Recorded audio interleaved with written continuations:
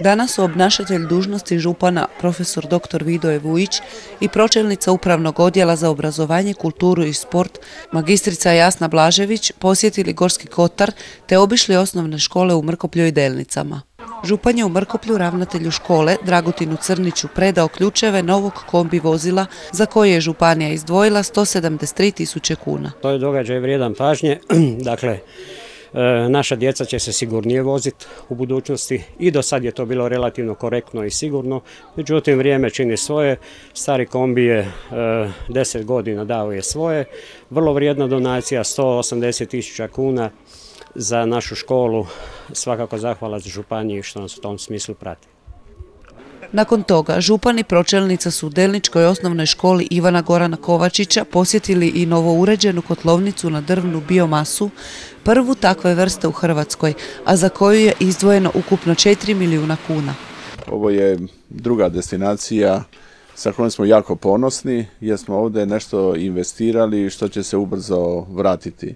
Ispunili smo dva osnovna uvjeta.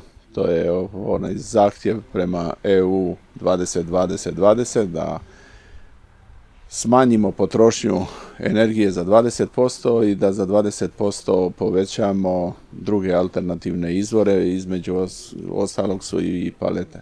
Planiramo učiniti još nekoliko javnih objekata naših škola vezane za sunčevu energiju, a u Gorskom kotaru se pokazalo da su palete najbolji izbor.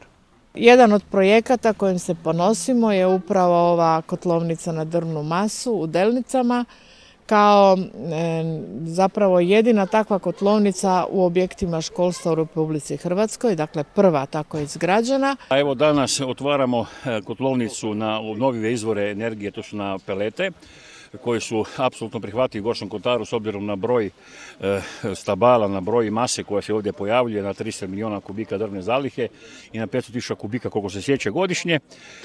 Ovaj moderni način grijanja doprinjeće velikom smanjenju troškova za gorivo i istovremeno povećanje energetske učinkovitosti uz smanjenje emisije štetnih plinova.